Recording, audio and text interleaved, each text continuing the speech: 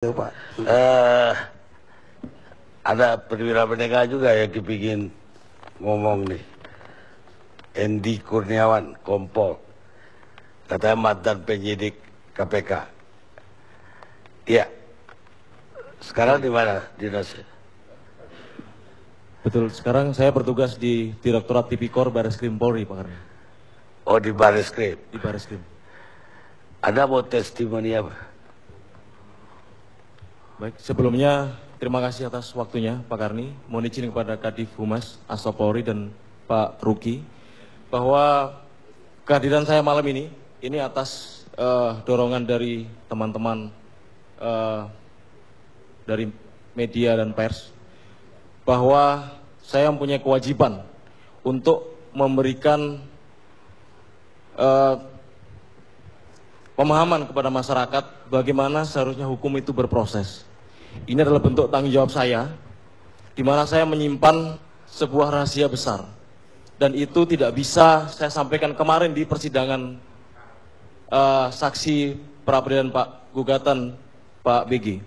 Itu kewajiban saya, dan ini akan saya buka seterang-terangnya kepada masyarakat, biar masyarakat bisa melihat bagaimana seharusnya hukum itu berproses.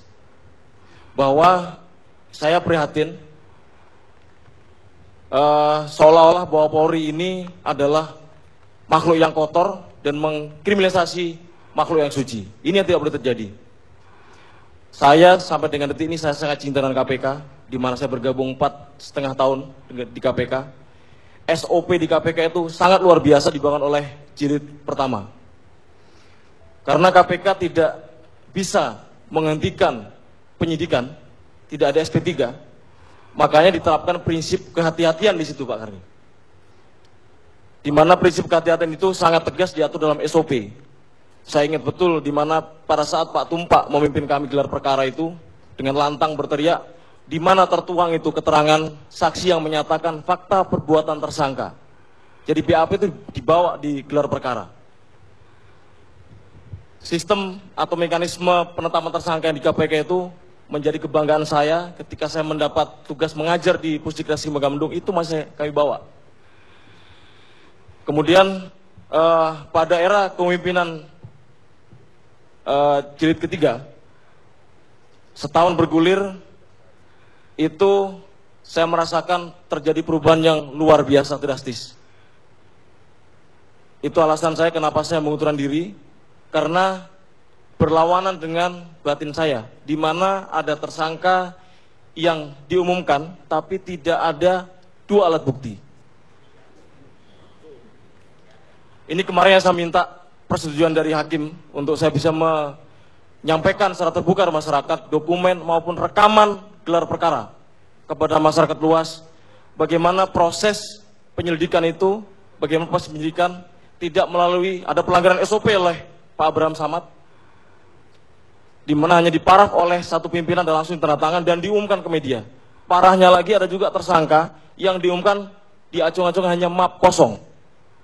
Saya berani bicara begini, saya punya fakta, punya rekaman dan punya dokumen. Saya ingin ini menjadi kajian bagi pakar hukum.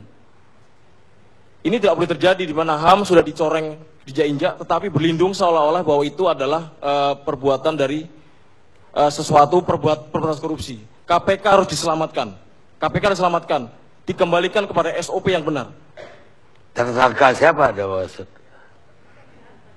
Jadi Pak Karni, yang ditetapkan sebagai tersangka tanpa ada 2 alat bukti adalah MSG. MSG. Miranda, Pak. Betul. Jadi mohon digarisbawahi bahwa penyidik yang menangani waktu itu adalah pengembangan penyidikan dari tersangka NN, di mana penyidik adalah terdiri dari jaksa dan Polri, di mana jaksa ada 3 orang, Polri ada 4 orang. Ya, jadi masyarakat jangan menilai bahwa saya sendiri yang menyatakan bahwa tidak ada alat bukti. Ada jaksa dan ada Polri di situ. Awal Januari ada pemaksaan, ada tekanan dari Pak AS untuk menerbitkan sprindik terhadap MSG. 11 Januari kami gelar, ada deputi, ada direktur penyidikan, deputi penindakan, penyidik dari JPU maupun kepolisian, ada JPU juga, itu hadir membahas. 11 Januari, notulen dilayangkan kepada pimpinan, intinya bahwa belum ditemukan alat bukti MSG jadi tersangka. Tetapi pada tanggal 26 Januari diumumkan ke publik bahwa MSG sebagai tersangka. Draft sprindik diketik oleh penyidik yang paling junior dengan alasan bahwa itu hanya untuk draft. Tapi ternyata itu diumumkan ke publik tanpa melalui mekanisme. Kemudian pada tanggal 26 pagi setelah diumumkan, saya menghadap kepada Pak AS di ruangan dan beliau dengan lantang menyampaikan, saya jenderal, kamu kopral, dan kamu sudah harus laksanakan perintah saya. Kemudian saya melihat di situ, saya minta draft sprindiknya yang paraf hanya satu pimpinan dan ditandatangani oleh Pak AS. Pak BW dan Pak BM menyatakan diminta gelar dengan penyidiknya. Tanggal 26 malam maghrib, seluruh penyidik Jaksa maupun Polri mendatangi ruangan dan beliau tidak mau menjelaskan apa ada atau tidak alat bukti yang ada. Hanya menyampaikan bahwa mohon maaf. Kemudian 27 Maret, seingat hari Jumat waktu itu, dari pagi sampai menjelang sholat Jumat itu digelar kembali, tapi Pak BW dan Pak Zul tidak bersedia ikut gelar, hanya membuka karena beliau sudah memutuskan dan penyidik harus menjalankan. Ini terjadi arogansi. Kemudian setelah sholat Jumat, kami, penyidik dari Polri dan JPU yang namanya dalam draft tersebut, menyatakan mengundurkan diri dan tidak bersedia menangani sprindik MSG karena tidak temukan dua alat bukti. Kemudian pada tanggal 21 Maret, dari habis maghrib sampai tengah malam, dengan mengundang dua pakar hukum, itu dua pakar hukum menyatakan bahwa memang tidak ditemukan dua alat bukti terhadap MSG untuk jadi tersangka. Berarti kami penyidik dan jaksa yang mengundurkan diri tidak bersedia, kami menganut profesionalisme kami.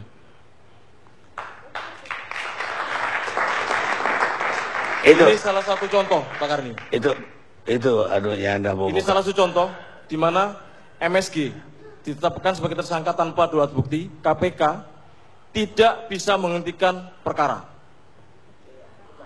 Kemudian apakah MSG bisa bertanya ketika yang bersangkutan merasa bahwa tidak ada alat bukti terhadap dirinya sebagai tersangka? Inilah namanya kebuntuan terhadap hukum.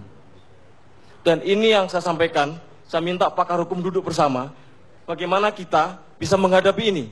Ini saya sependapat bahwa akhirnya hakim kemarin di PN itu menerima gugatan peradilan Pak Budi Gunawan.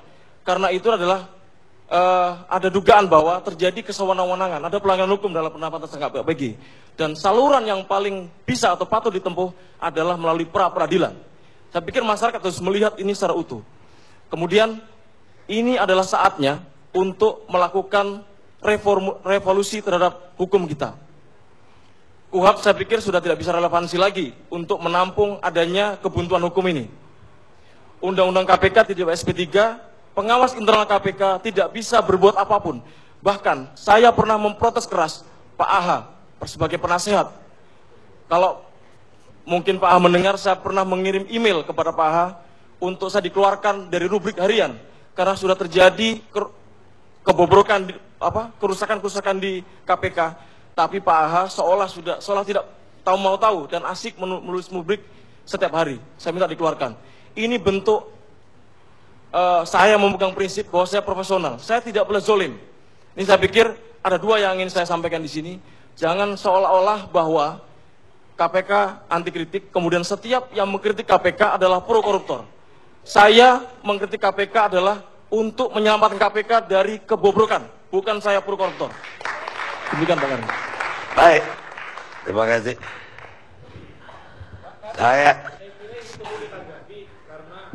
Menurut saya ini udah liar, ya kan? Saya kira sangat liar.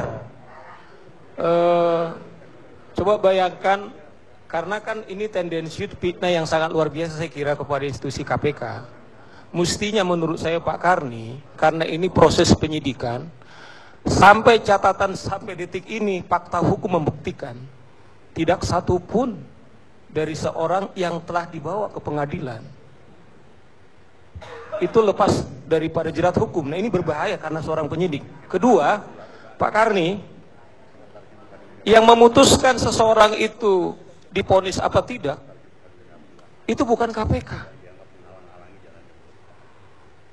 Tetapi itu adalah majelis hakim yang telah diuji di pengadilan. Itu semua orang tahu, Pak. Nah, oleh karena itu kan, Ini pada tahap jadi tersangka. nah oleh karena itulah saya pikir kalau ini kan satu pembentukan opini-opini fitnah-fitnah.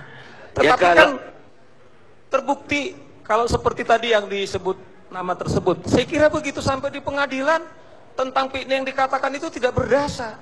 Ini yang kita bilang adalah ini fitnah yang sangat luar biasa, penghinaan yang sangat luar biasa. Mesti menurut saya beliau ini harus ditangkap karena sudah penghinaan. Mestinya menurut saya kalau pada saat itu, kalau memang beliau ini sebagai seorang penyidik menghayati panggilan profesinya, pada saat itu dia harus mengatakan, tetapi bukan buktinya. Fakta hukum membuktikan. Jadi jangan sampai menurut saya, Pak Karni, ini yang saya bilang, tiba-tiba ada kesaksian daripada seorang penyidik yang menurut saya begitu tendensius, begitu menghina. Padahal pengadilan membuktikan bahwa tidak lepas dari pengadilan. Hentikan kriminalisasi, inilah makanya kami mengatakan atas nama demi hukum. Boleh ada jawab? Iya kan, atas nama demi hukum. Nggak, tunggu dulu. Anda bilang fitnah. Anda tahu kebenarannya berarti. Fitnah itu kladelik bukan? Ya gimana nangkapnya? Anda adukan dulu. Silakan. Terima kasih Pak Karni. Apabila saya tuduh memang saya memfitnah, saya bawa flash disk, ini bukan flash kosong. Ini isi rekaman dan ini isinya adalah scan dokumen. Apakah berani? Silakan laporan saya pemfitnahan, pencemaran baik. Saya akan buka ini depan pengadilan. Cukup. Ada tambahan Pak Karni? Baik, Saya kira saya tutup urusan itu dan saya akan masuk urusan politik.